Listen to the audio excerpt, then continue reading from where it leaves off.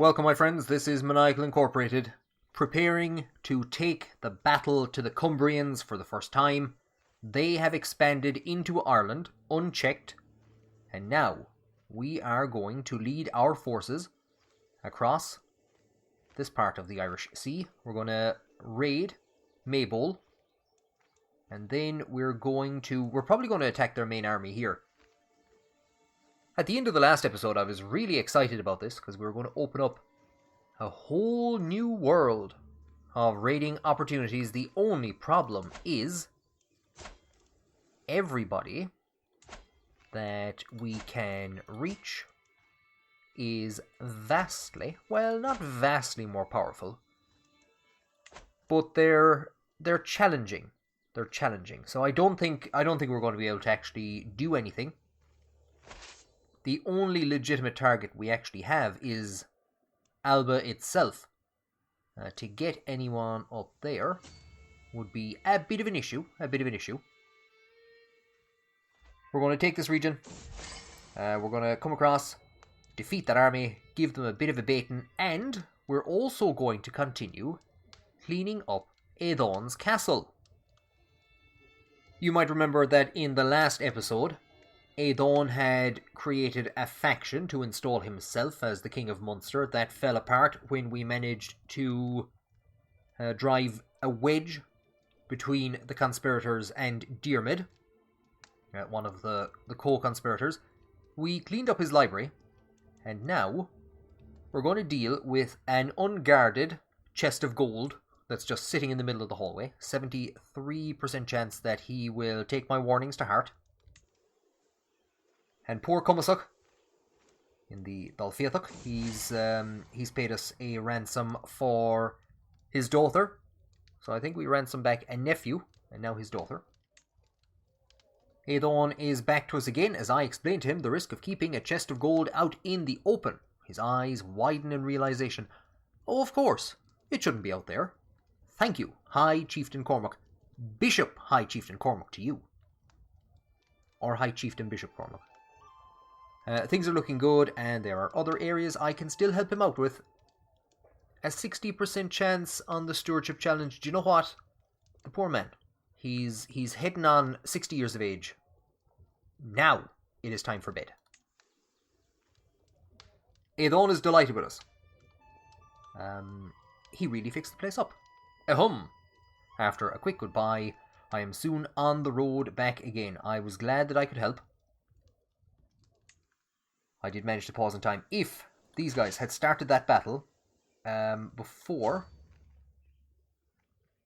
if they had gotten into the siege and gotten stuck there or gotten into the raid, these guys are probably going to come across, hit the secondary army, which is under the command of Leinchuk. I did want to check this. Did any of Lerthon's children get into power? And Leinchuk is one of her children. Can we be sure that this is even a member of the Eóganacht Chaisil? Because Lerthon, of course, was... Who's she after getting married to?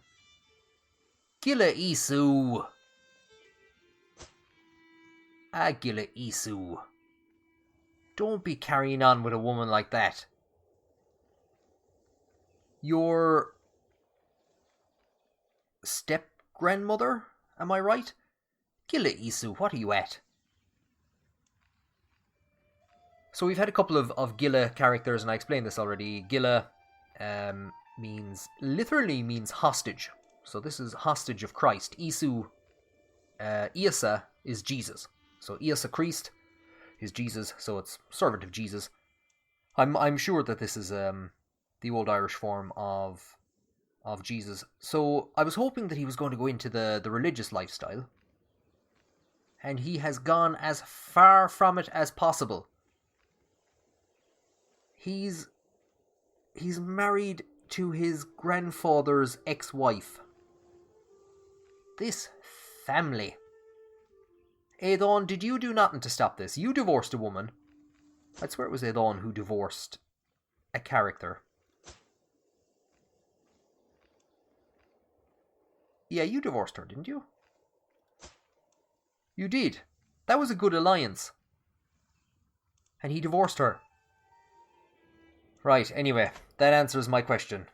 God, that's going to be awkward, because Gila Isu and Leinchuk are roughly the same age. That's going to be... I don't know, that's going to be awkward. I'm so distracted now, I don't even know what's going on. Okay, everything's working out fine. Everything's working out perfectly. I ordered Leinchuk's army to stop. I have Caspar's army swinging around to come in.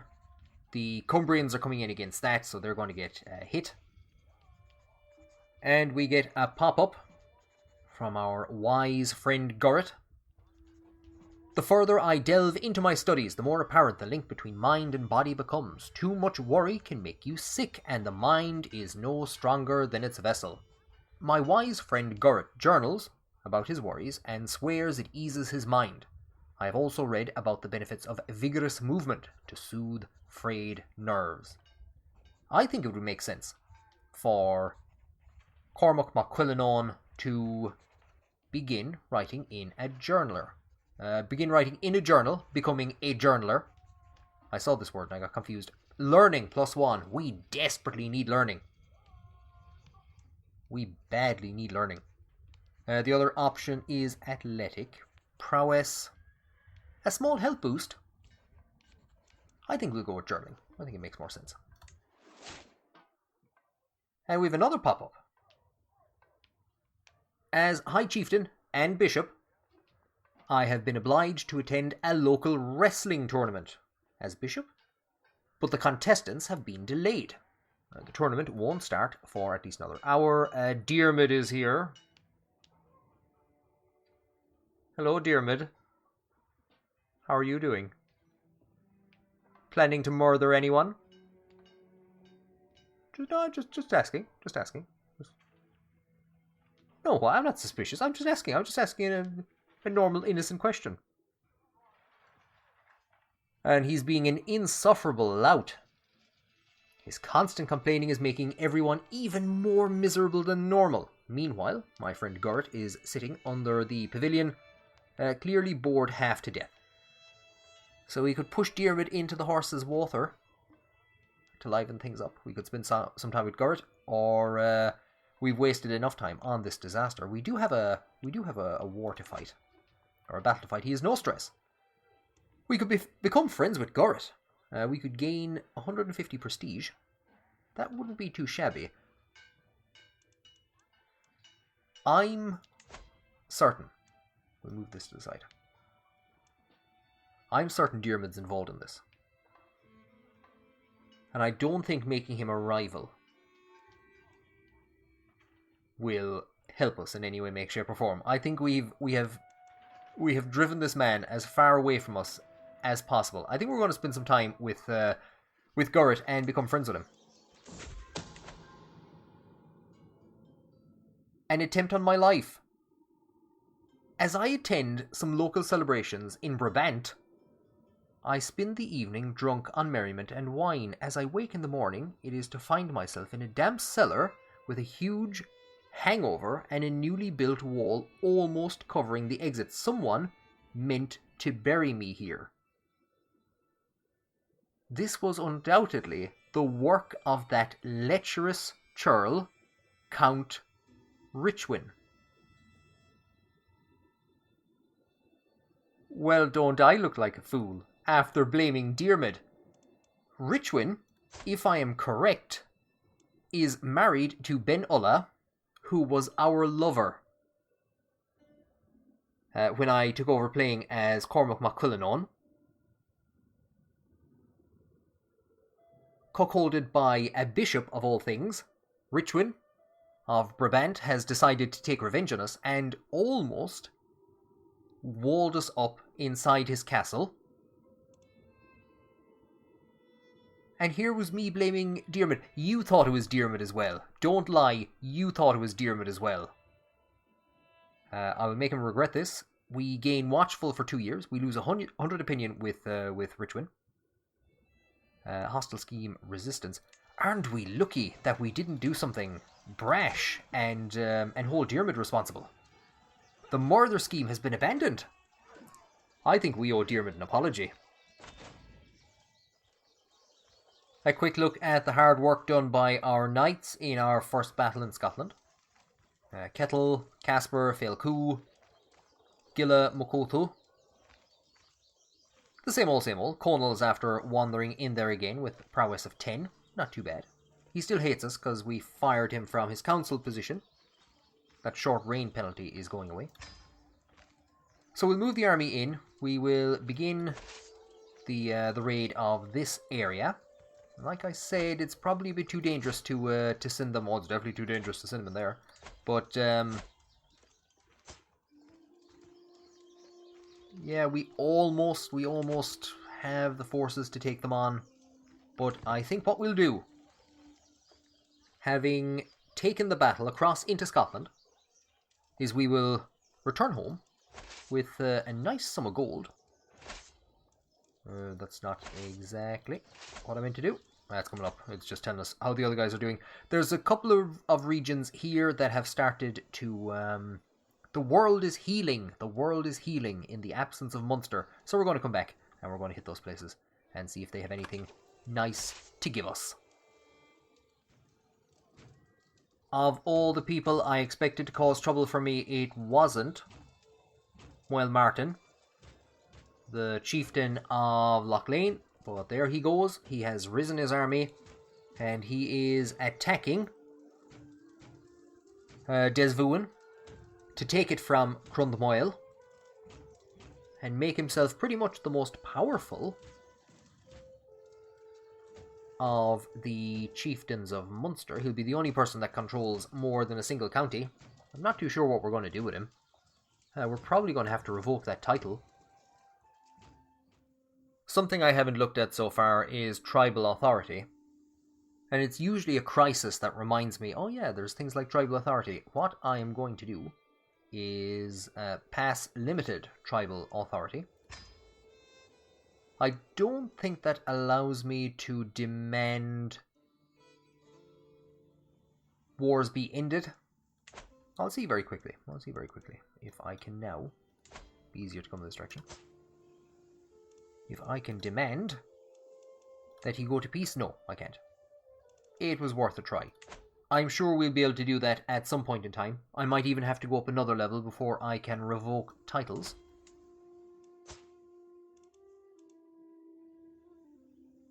Yeah, we'll need high tribal authority. So, for the last couple of years of Cormac MacCullinon's rule, that's probably what I'm going to be trying to do, is get the prestige together to revoke Desvuin and give it back to Crundmoil. Or maybe even find a more suitable member of the family to give it to. So we return to Irish soil. There isn't a huge amount that we can do here. I don't know if we want to go against Meath. It depends how the attrition goes. And with Connacht raising its armies, we could be in a bit of trouble. It's telling us that we're going to win. It's telling us that we have a lifestyle perk, which we will deal with in a second, and that Ead has been swayed. If they're able to defeat us and take all this money, all this lovely, lovely money, wouldn't that be a disaster? Failcoo's wounded. They don't seem to have any knights, and we do have an advantage. It looks like we are safe. Kettle has ripped off somebody's head. And Failcoo has been slain. Failcoo. He was a solid warrior. And he has died in defense of the money train. The carriages of gold and wealth and religious relics that we picked up in our adventures throughout Ireland and Scotland. He died in a noble cause. We could head for Eóganacht itself, which has a good chunk more money. Do you know what? We're not going to risk it. They are coming back for us. We're going to get back into Munster. No, we might come back in afterwards, especially if they're going to... I'll actually leave the army standing. We can see that some of our knights, Conal has had his skills improved. Maria has gotten the physician trait. How much gold do we bring back in? 80 gold, I think. Fantastic. Oh, if we'd lost that. If we had lost that, that would have been a disaster. I'm going to leave that army standing for a couple of minutes just to see if anybody comes in after us. Gillerud, like we said, had his head ripped off. There's Kettle. Look at that for a kill list. 62. Casper on 44. Poor Failcoo. He was doing fantastic work. There's Connell, who has just been has just gotten his skills improved. Here is the High Chieftain, Cadeau. High Chieftain Bishop Cadeau. We see his name coming up every once in a while. He's lauded as a great insular bishop.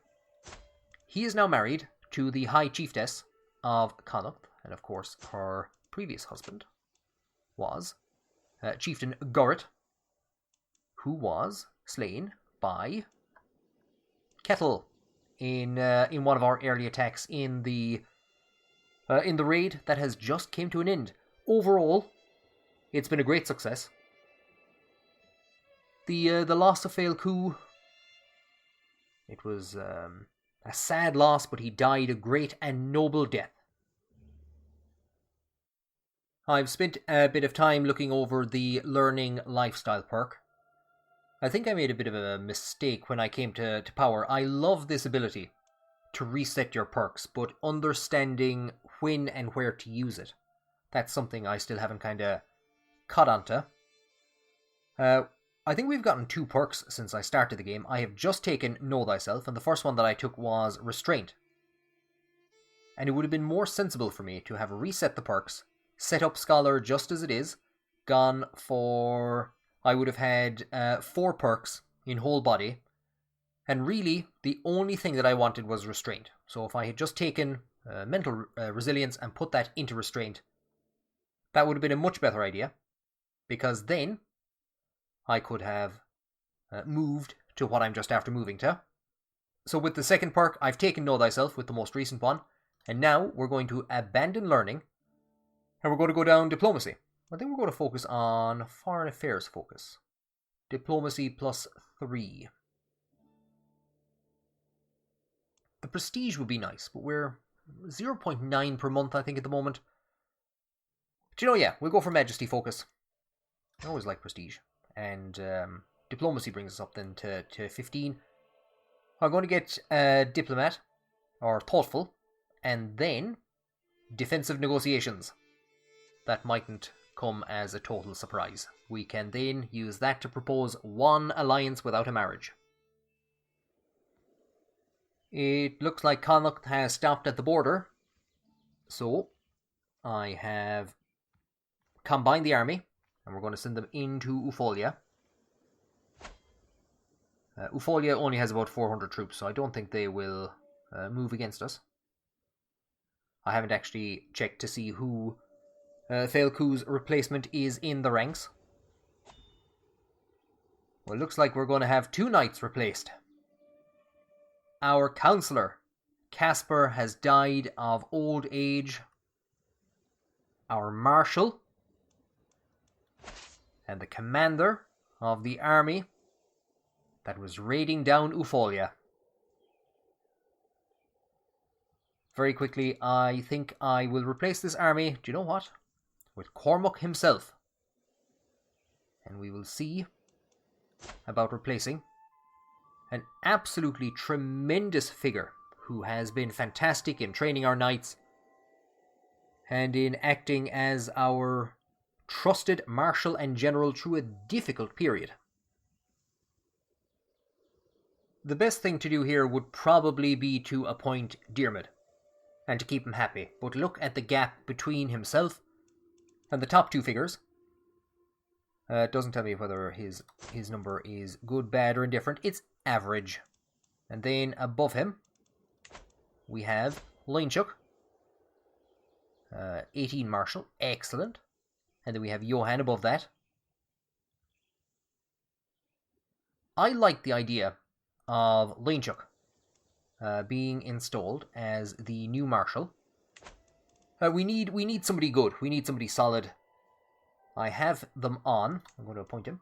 I have them on trained commanders at the moment, because I really do need, for As long as I can't put together any alliances, I really do need my commanders trained as well as possible. And I don't think anything we do is going to satisfy Diarmid. Minus 40 because he wants a seat in the council. He's ambitious. We've an intrusive liege. Go out of that. He's not happy that we blackmailed him. There's a lot of things he's not happy about.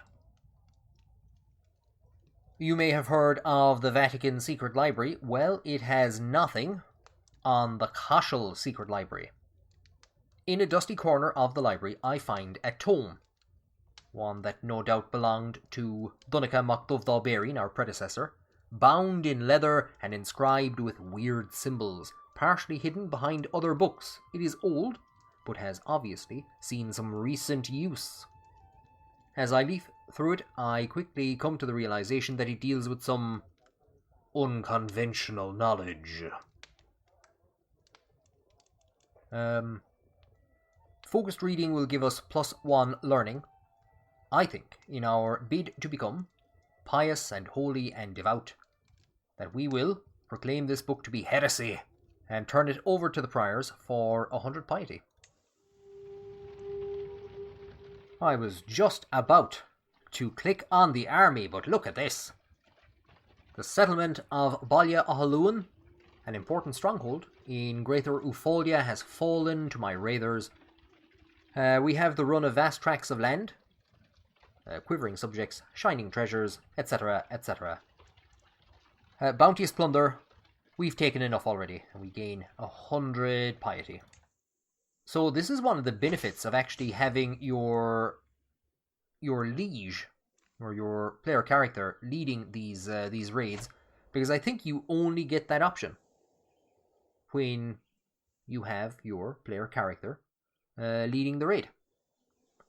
So if we got a couple of more of those, it'd be fantastic to bring up the piety. A person of interest, Crundmoil. I was talking that we might restore him to power. Well, there'll be no restoration. Crundmoil has died from his wounds. I'm not entirely too sure what happened. While Martin seems to have ended his attempts to conquer Desmuin, Crundmoil, as we've just seen, died from his wounds, and has been succeeded by his 1-year-old son.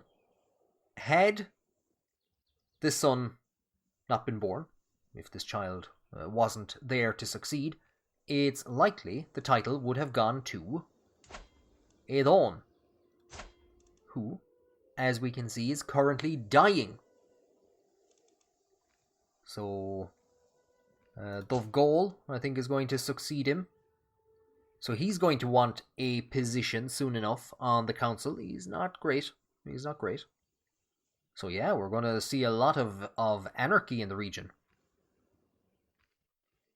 For us, the important thing is going to be getting our forces back onto Irish soil, standing them down, or onto Munster soil, and hoping that that number starts to come up, because these guys are heading south. They don't have very many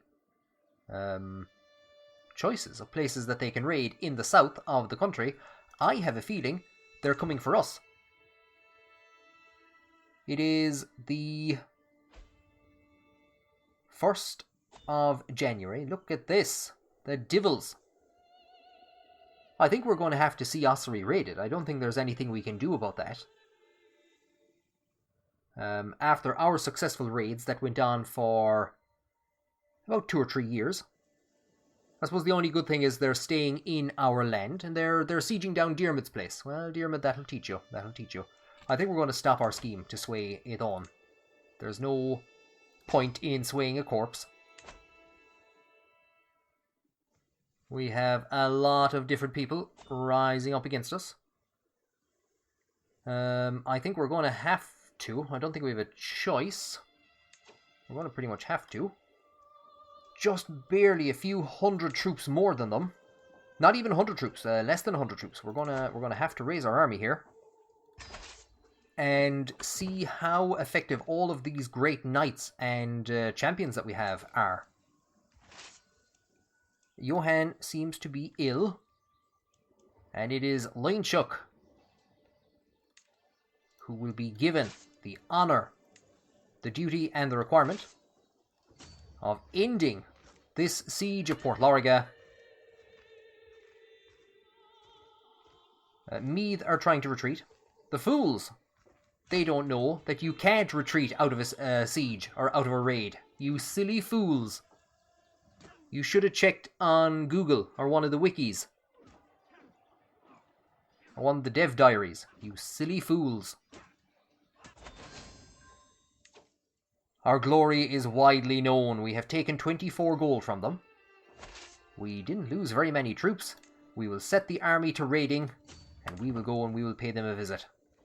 I think we're going to be able to take that place easy enough. So what we'll actually do is follow them up in case their army recuperates or anything. And is this a peasant revolt that I see in Lachlan? There is a lot happening.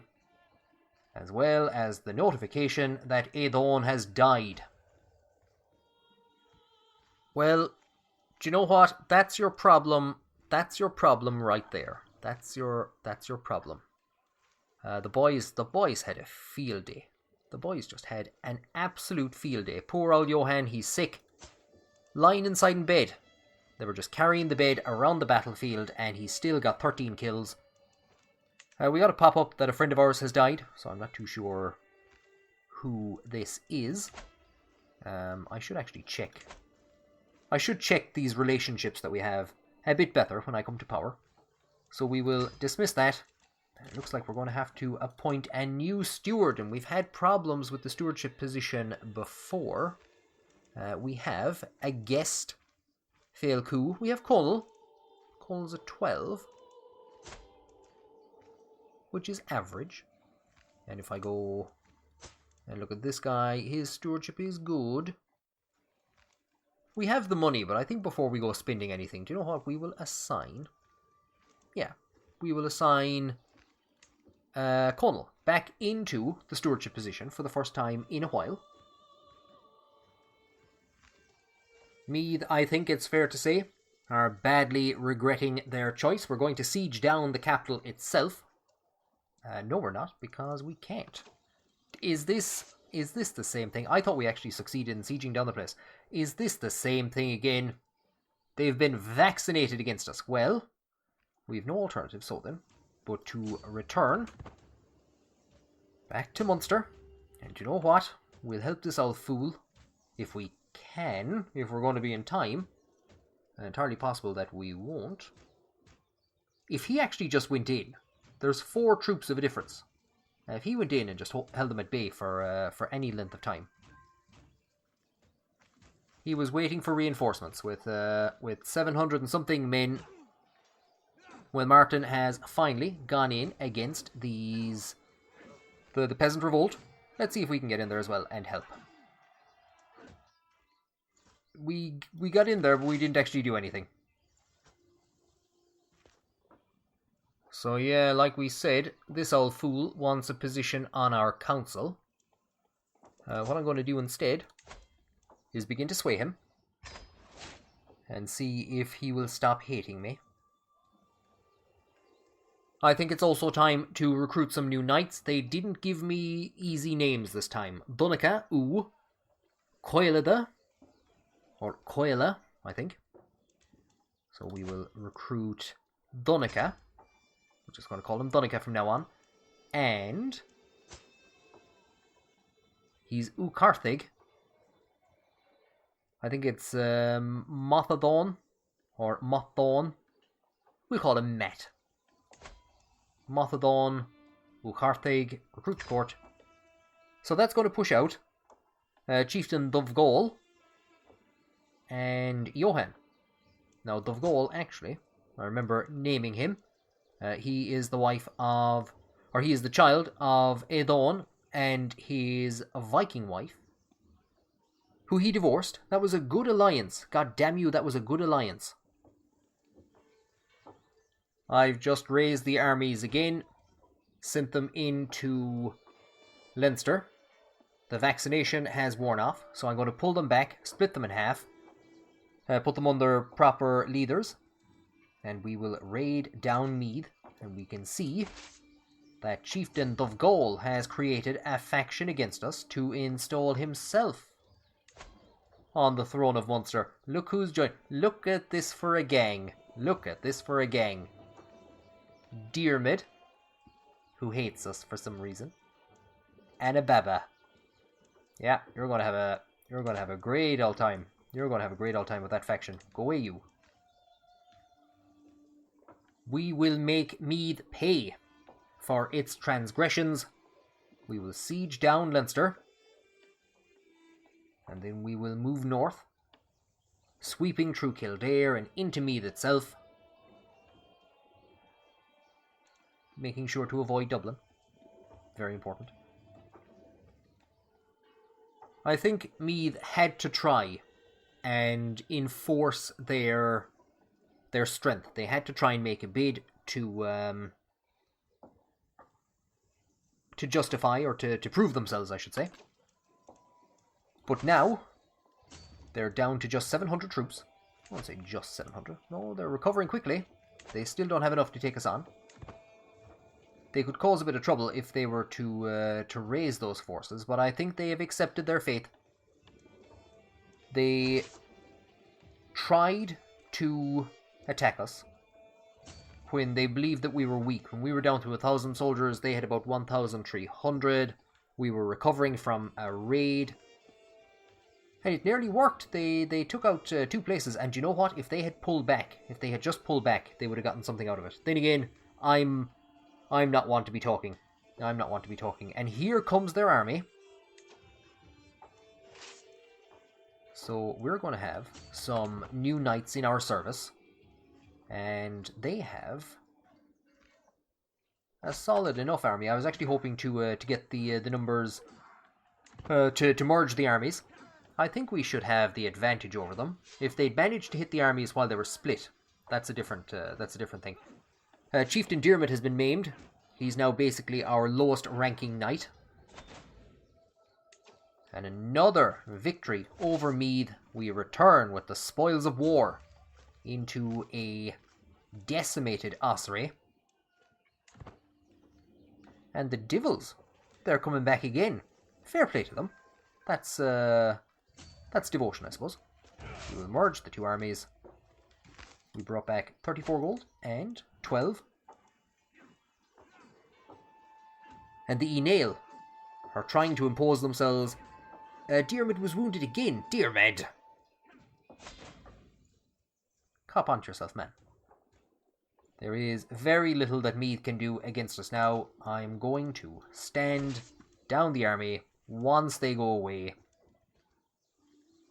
And we will return to peace for some period of time. What in the name of God is going on in Meath? Again, absolute field day. Donica and Mothon, they couldn't have asked for a better day. Couldn't have asked for a better day out on their first day on the job. And then the second battle, I imagine, isn't any more surprising. It makes it all the worse that this lad's after getting himself wounded twice. There goes his leg. He's fine. He's fine. Walk it up.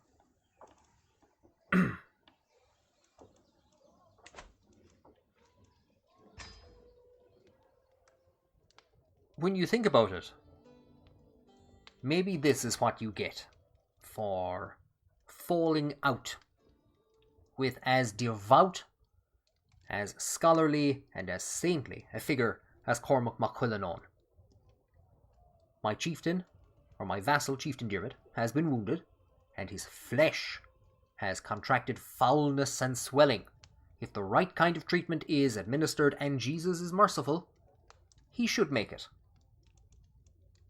I think Diarmid would be well to repent and to make amends with Cormac.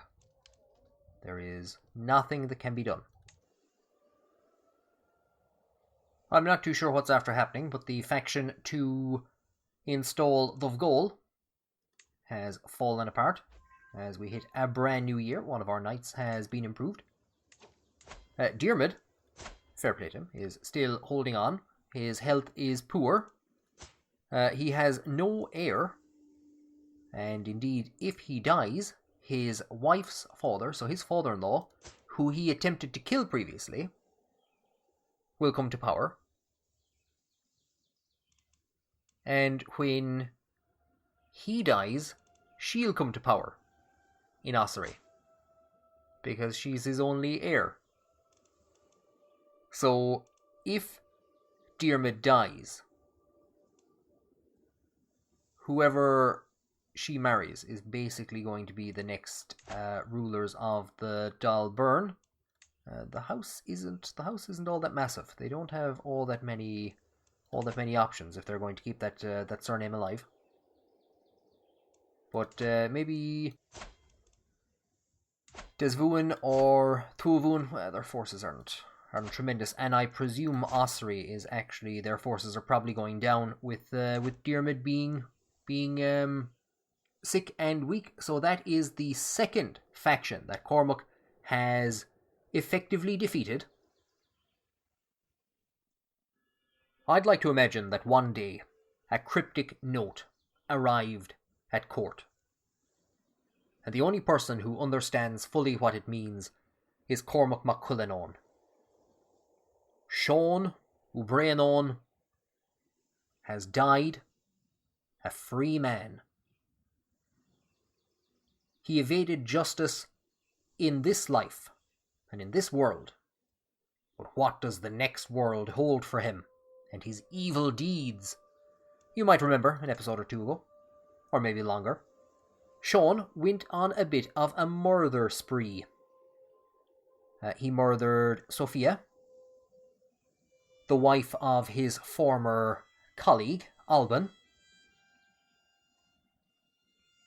Alban had been slain in battle. Sophia remarried, and Sean murdered her, and then he murdered the wife of Chieftain Donncha mac Dubhdabéireann. And that's really when our attempts to catch him started, but he fled. And again, laughing at us, he fled to Dal Fiatach, which is controlled by Chieftain Cumasach, and of course we executed his wife, Bjortagifa, who we are now venerating as a saint. And Sean, if we can go back to him, has started a new life in hiding. He has a wife and a son, because his previous wife was killed in the siege of... Oh god, what siege was that? It was the siege of Port Loriga. Who sieged that down, though? Was it Kildare? I can't remember now. But I remember he got quite angry at us. He'd started his murders before his wife was killed in that siege and before his son was killed in battle. But they escalated after these two events. I think he wanted revenge. But he has escaped justice in this life. Cormac, no doubt, will wonder what the next life has for him. Possibly. Cormac, being the man that he is, will pray for Sean. And we get the pop-up that our culture has discovered the fascination moths. Fascination moths. This will allow us to improve our holdings ever so slightly. And you know what? We have the money, we have the prestige. We can improve our simple palisades to walls and ditches. That will give us an increased fort level, defender level, garrison and levies. So we will upgrade. It's going to be 3 years. And let's see what our innovations look like now. So it's not great. It's not great. I don't think we'll be seeing any more innovations in this playthrough. We're fascinated. Or we're not fascinated. We are exposed. Why are we exposed? Because we share a religion with the Bavarians. We're exposed to public works. Counties now reach the maximum existing development penalty at 20 development. We're not going to be reaching that. It'll take 48 years. If we become fascinated with it, it will take 22. And if instead we look at something like crop rotation, which I think we should have probably gone for from the start, maybe that'll be, if we're fascinated, 22 years, or city planning, 23. So do you know what, we'll go with crop rotation.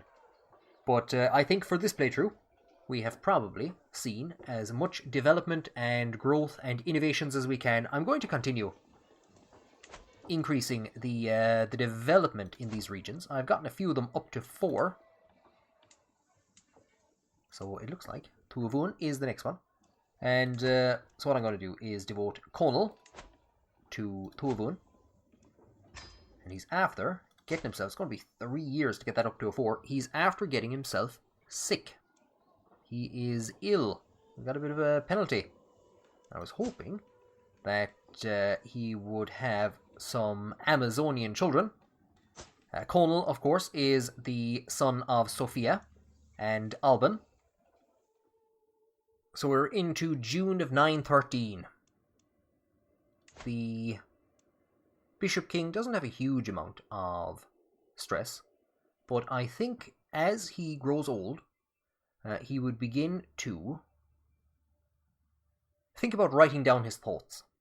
It'll give us -2 diplomacy for a year. But, do you know what? That's fine. He's going to bring out his journal.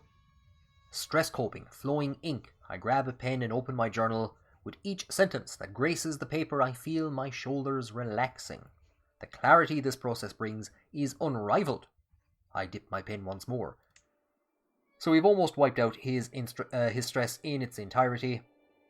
And I think to celebrate all that he has achieved, predominantly holding the kingdom together against severe internal upheaval, we are going to have a feast to celebrate, and also to increase our opinion with the many new vassals that we have. So we've seen 2 regions come under new administration, so we will send out the invites.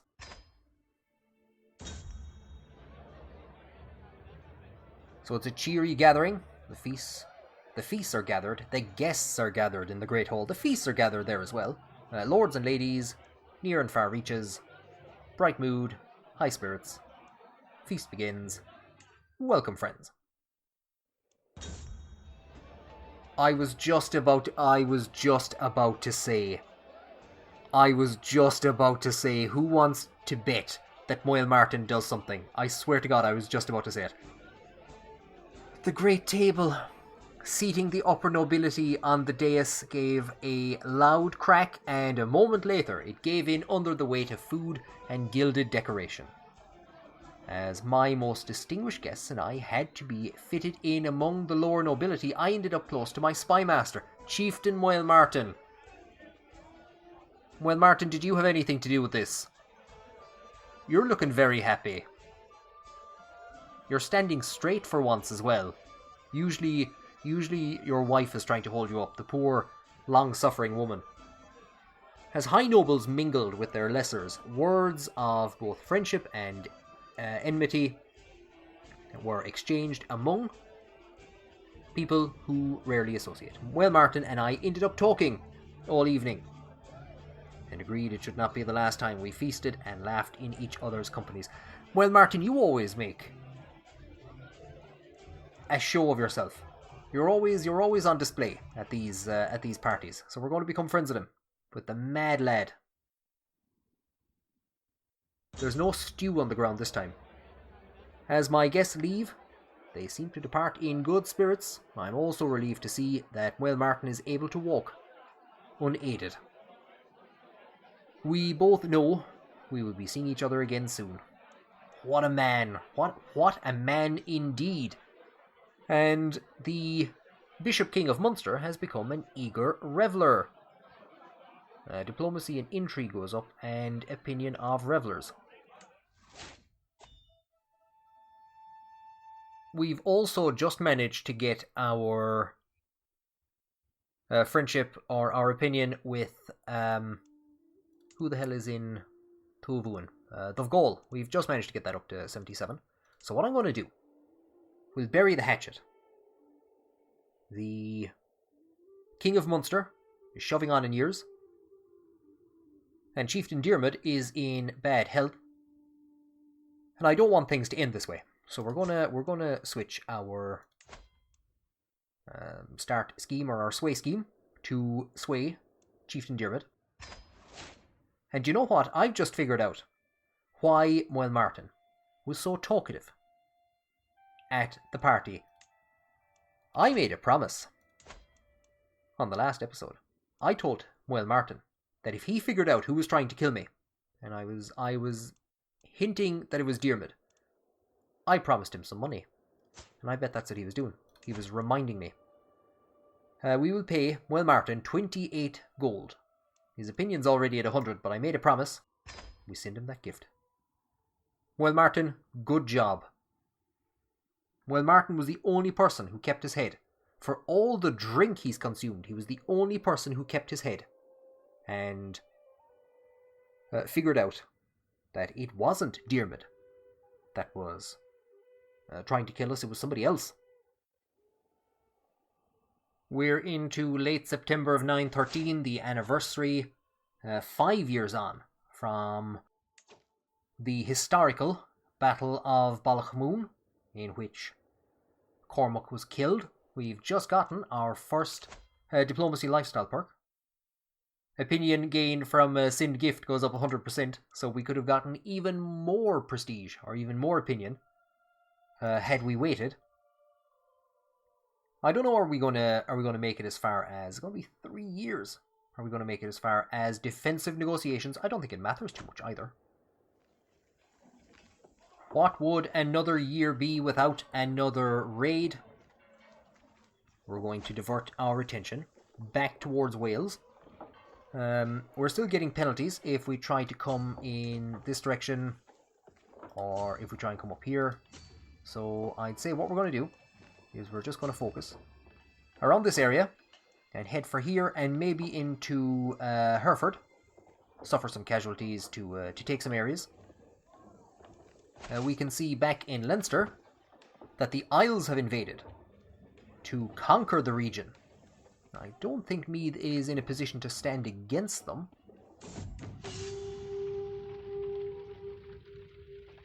We have a fantastic opportunity to capture some skilled slaves for Port Loriga, increase the development by 40, so the actual development progress. But again, we have taken enough already. And truly, the Welsh will know to fear Cormac mac Cuilleanán after all of the hassle that they created. David, or Dehybert, has expanded massively since that young lad came to power. But we had dreams once of taking this region, expanding our holdings, but they got in the way. So that could be a potentially worrying development. Oh my god, what happened to all his soldiers? He has... I think they've sieged Meath as well. He has 210 troops. I was wondering where the rest of the forces were. And it was actually the Duchy of Leinster that they were going for. I've gotten so distracted I didn't even realize there was an army coming in against me. I think we're gonna stay here. It's telling us it's a pretty even battle. And I didn't get time to pause the game and switch commanders. Let's see how this goes. With Cormac mac Cuilleanán leading the battle. We've killed Lord Allen, not Lord Allen. So it was actually a lot more successful than I had expected. A fantastic victory for Cormac. I was going to switch the leader there. What I had briefly thought about a couple of episodes back was that we get a pop-up that Chieftain Diarmid has died. I'll bring the forces in here. We'll begin this raid, and then I will check that out. I thought about maybe attempting to emulate the Battle of Ballachmoon and have Cormac killed in battle. I don't think we're gonna see that done now, but you know what? It would have been quite appropriate if I could have managed to achieve it there. Diarmid, the poor man, has died from his wounds. We attempted to make peace with him in his final days. His uncle that he tried to kill is now the ruler of the region. He is in poor health, and his heir is, of course, his daughter, who was married to Diarmid. I'm going to see in a couple of minutes if we can form an alliance with her. Or maybe not an alliance, but a marriage, if we can marry somebody in the family to her. A quick look at the battle there again. They had very few knights to send against us. Kettle alone would probably have been able to take them all on. Not too shabby numbers all along the way. Mothadon, I've just organised his marriage to Jaskella, and she was previously married to Failcu, who was slain in 910. That was on our return from Connacht. He defended all the money, the most important job. And I've also married off one of our other knights, Donica, to a courtier with... She's a fornicator, but she also has the intelligent trait and the herbalist trait. We've managed to take a courtier prisoner, but we will not be offered any money for her. So what we're going to do is demand her conversion and negotiate her release. Her husband died, gout-ridden. Indeed, he's actually the father of the current ruler, so I think she might be his stepmother. But he won't pay to get her back, so we'll convert her to Insular Christianity and send her back. We've moved in here into Hereford. I'm probably just going to raise these two areas. She accepts, of course. There's a bit of gold here, 17, and I'm not too sure what. There's 26, my apologies, and 20. How could we say no to that? And then we'll return home after a good day's work. And we have managed to siege down another part of Hereford. Well, this is the first part of Hereford. You can see the look on the poor man's face. He doesn't enjoy this. He doesn't enjoy what has to be done. But we have taken enough already. Now this is the lord that we just returned his stepmother to. He contacts us. Greetings, High Chieftain Cormac of Munster. Your friend, Chieftain Martin. Oh God, what's he done now? Did he throw up on you? Oh, do I have to pay the bill to clean up some stew? Has slain my son, Prince Stephen, in a dishonest brawl. I demand satisfaction for the slight. Oh God. Well, Martin, what have you done? So if we hover over him, we can see that he was murdered on the 12th of November, 914. What we can do is we can laugh at the matter. We're not going to do that. We can either have Martin plead for forgiveness publicly, or whatever it takes to make this well again.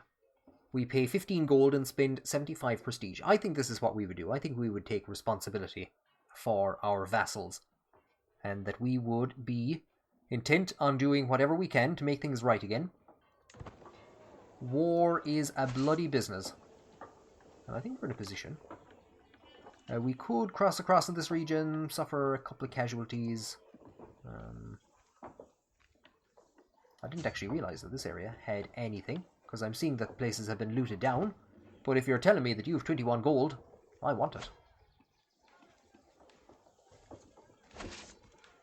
And now, after a good day's work, the army is completely commanded by the king, the Bishop King of Munster, return with 150 gold and 150 prestige. Now, with their conquest of Leinster, the Isles have formed a formidable power block against us. They have decimated Meath, which we look to have contributed to. But in fairness, there are very few entities on the island of Ireland that could stand against the Vikings. at our max strength, we have 1,990 soldiers. I was planning to actually use this money to improve some of the surrounding areas, but I think we're going to hold on in case it's ever needed for mercenaries. Really, that is the only thing that we can do, really, if we come under attack, is spend the vast amounts of money that we have on mercenaries. And you know what? We're going to need more. We're going to need more money. As their High Chieftain and Bishop, my vassals owe me their allegiance. My word is law. Of course it is, because I speak the word of God. But how much is obedience without devotion worth? In times of crisis, a slow response or a half-hearted effort can lead to disaster. Can I afford such a risk? I have more important men to impress. We could try and impress the Lord of the Hybert, the Prince of the Hybert. We could rule by fear. I don't think that's going to work. And generous liege for 10 years. Minus 5% vassal tax. Do you remember I just said we need money? We get 15 opinion with our vassals. Here is Quilda, or Quilla, the new ruler in Ossory. He's at minus 12, so this will at least make him like us. And I think that's quite important at the moment, is keeping the vassals on side, keeping our vassals happy, and making sure that there is no internal dissent, because that would be absolutely calamitous at this point in time. We have no need to lose the stress, but I think to get some more prestige, who could say no to prestige? We're going to sound the horn and call a hunt.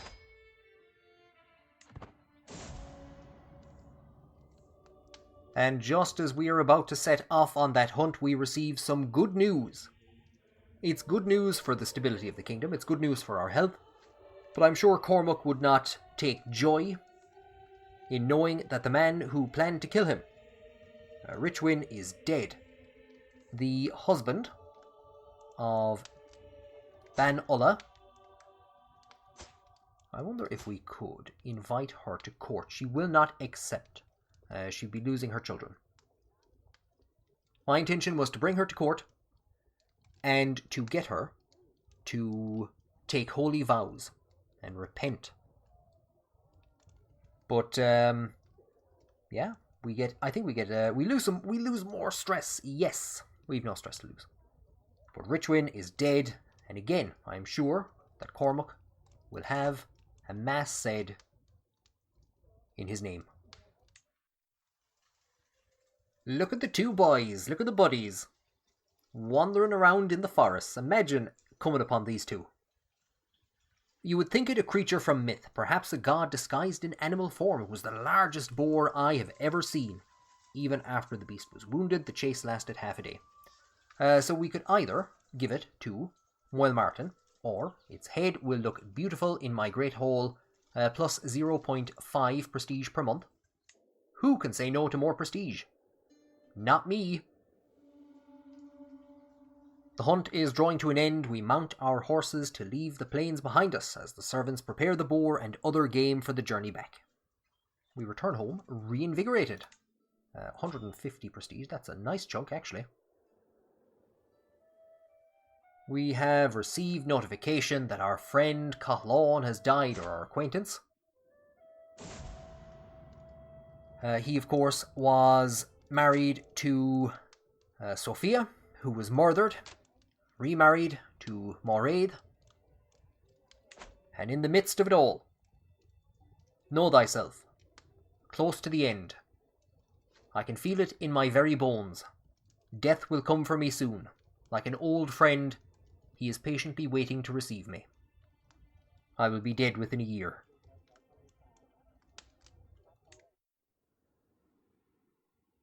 I was prepared for a relaxing final year in which we could go back over all that Cormac had achieved, and instead, our kinsman, Finn Gwynne, our heir, has died during a raid. Where can we see that's been raided? I didn't get any notifications about raids. We have no player heir. Fingoine, a devout and holy and religious figure who was meant to rule in our stead. And just after we were told that he had died, he was killed by... Oh god, that's not in any of our territories anyway. Where the hell had he gotten himself? You're as bad as Buokon. All you had to do was hang around and wait a year and you'd be the new ruler. The letter that was sent to him to come home, I presume Cormac wrote a letter and asked him to come home. Once he felt God preparing him for death, that letter probably hasn't even reached him. We have to go now and find a new heir to succeed Cormac in just a few months. We should be proud of all that Cormac mac Cuilleann has achieved and his predecessor, Donncha mac Dubh by their adherence to scholarship and the Word of God. They have built and stabilised the Kingdom of Munster. However, we now see powerful forces allied against us. The Isles on our border, and I think that we will have to accept that it's time to appoint a military ruler to succeed Cormac mac Cuilleann. Buokon would be the obvious choice, but Buokon is in poor health and he is 56 years of age. Somebody who has impressed us greatly, however, is Donncha's son, Chieftain Leinchuk. I'm going to cast my vote to support him. One of the vassals is already supporting him, Dovgol, actually, and Moel Martin has come across into supporting him as well. Condlagon would be another great ruler, our most prestigious knight in terms of his kill list, but yeah, he's in poor health as well. So I think we are going to entrust to Leinchuk the task of securing the borders and fighting whatever enemies might come when Cormac dies and he takes power. I suppose it's to be expected. We are receiving more and more notifications of people close to us dying. Johan, one of our knights, has died at 61 years of age. I'm not going to be playing on as Leinchuk, but a good idea. We can't do it, however, until October. There's a good chance we won't live until October. I will notify when that becomes available again. But a good idea would be to invite knights before Cormac dies, because then Leinchuk would have this option available to him again on his coming to power. Now I won't be playing on as Leinchuk, but you know what? It's just good to get into the habit. I do know from experience that if you're given a year to live in CK3, it's not exactly a year. I don't know if it could be slightly less. It might be slightly more. Leinchuk has already begun to prepare some of the knights who will serve him when he becomes the ruler. He has improved the skills. Probably not the best person to go improving the skills of, but sure, how bad. And you know what? We will send out the herald, and we will invite some knights. It does knock our prestige down a small bit. It's a pity. I don't think we're going to make Paragon of Virtue. We need about 77. I don't think we'll make it. And here was me hoping that we would reach the very highest levels of devotion and piety. We haven't managed to do that. Not without trying, or not for want of trying. Possibly I could have done some better things in terms of the lifestyle perk. My only great disappointment is that I didn't manage to unlock another diplomacy lifestyle and get an alliance. A champion called Crundmoil has joined us. The previous ruler, or the same name as the previous ruler of this area. I'd like to have gotten that second diplomacy lifestyle perk and been able to actually form an alliance. I don't know who I would have formed an alliance with. I'd have probably gone to the continent, looking for somebody there. But then again, the trouble is, we'd need to have found somebody of the same religion, or the same faith. I think the fact that we were insular might have stood against us. I wonder what the final months of Cormac's life are like, what he is doing, how he is preparing to meet his end. He can look back on a tremendously successful career, both as a knight and as a holy figure. He'll be hoping that we get some more money, or lose some money. He was a great knight in his day. He led armies at the very start of Donnacha's reign and at the very end of his own reign. Indeed, the last great campaign that was carried out under his orders was carried out under his control, and the last great battle was fought by him as well. He has greatly improved Urvuan. He's just finished building some walls and ditches. He has contributed to research and development in the region.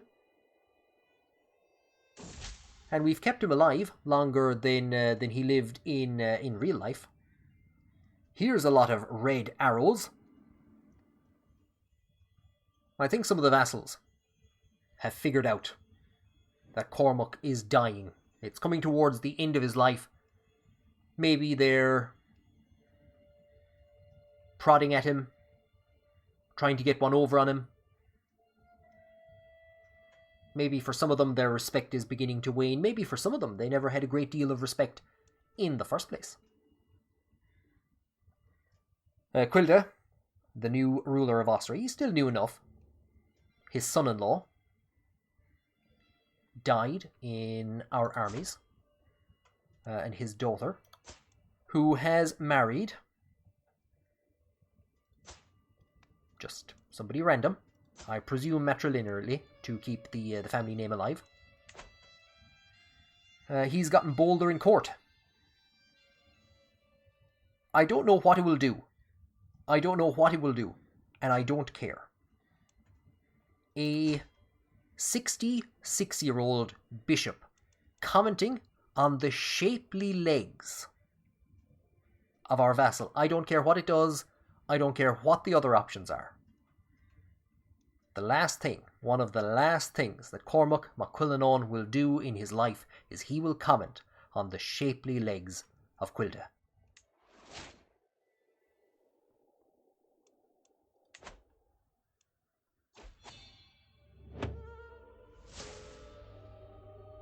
High Chieftain Cormac, High Chieftain Bishop Cormac mac Cuilleann of Munster, has found peace in Christ's embrace at 66 years of age. He died of old age. Known to be a respected scholar, he spent most of his days studying in his library, rarely leaving his castle, except for some fantastic raids into Wales and a tremendous battle at the end of his life. High Chieftain Leinchuk ascends to the throne. A silent man. Many do not expect him to do well in diplomatic matters. If I remember correctly, very few people had high hopes for Cormac when he came to the throne. And I'm quite impressed, for a man that formed absolutely no alliances whatsoever, that he was able to retain power. We had a couple of challenges. I know there were no internal or external invasions or anything like that, but there were a couple of attempts to depose us by internal means. He saw off two major internal assaults by the brothers of Leinchuk.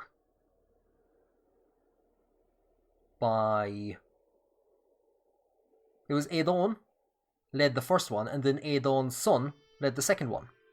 And Leinchuk has outseen the two of them to succeed. Following the death of Finn Gwynne, I would love to have been able to have had Finn Gwynne inherit, or if Cormac had died earlier, to have had Buchan inherit, for the fun of it. But it would have been great to have had Finn Gwynne inherit, and we would have had three historical kings of Munster, three of the four historical kings of Munster who ruled in this time period. In 916, Flahertuch Machan Vannin, a member of the Muskerry dynasty, totally unconnected to the Eóganacht, is ruling. So after Cormac was killed in 908, Flahertuck was elected basically as a kind of a caretaker, or as a compromise, because the Eóganacht was unable to decide amongst themselves who should rule. And he ruled, it seems, until 922, when he was captured by the Vikings. Those Vikings! Those goddamn Vikings. In my last series, I didn't get a chance to play as a high rulership figure until quite late in the game. And I regretted it, because it was a fantastic experience. It was great fun. I really enjoyed it. And you know what? I really enjoyed playing as the two high learning characters in this game. Some of the figures that we got for Cormac, I think he had 35, 36 learning at one stage. It was absolutely fantastic. It didn't do great for learning, or it didn't do great for research. But the scholarship trait, the learn on the job, is absolutely fantastic. So there you go. That brings this Saints and Scholars run to an end. Man dead in the comment section, Pete Noir, the mod for Tip Volume 2, is looking to get back to adding tons and tons and tons of new changes to it. So if you have anything that you would like to see, if there's any part of the world that you would like to see the Tip Volume 2 mod work on next, you've seen what it's done for Ireland, and you've seen what it's done for Insular Christianity, with the addition of new counties and changes to the religion, such as the introduction of the ability to appoint your own bishops. And look at the fun that we've had with that, being able to appoint Cormac mac Cuilleann, the historical Bishop King of Munster. We were able to appoint him as our bishop. And then using the full barbershop and the all clothes unlocked mods, I was able to dress him up as a bishop with a sword. He got the eye patch himself. So check out the Tip Volume 2 mod in the description. As always, thank you very much for joining me on this series. If you've made it this far, thanks a million for all the support. You can find links in the description to my Twitter feed, which, do you know what? I actually haven't been putting anything up there. It's usually just memes. But you'll find a link to the Discord, more than likely. It might have expired. You'll find a link to my Twitch anyway, which I'm sometimes on. There's going to be more content relating to Ireland in a couple of different video games. I'm going to be taking a bit of a break from CK3. So if you are interested in seeing some of those other games, do subscribe. Do be kept up to date with new videos. Thank you for joining me, for joining Donncha mac Dubh Barbarian, for joining Bishop Cormac mac Cuilleann on these episodes, and I will talk to you again in future.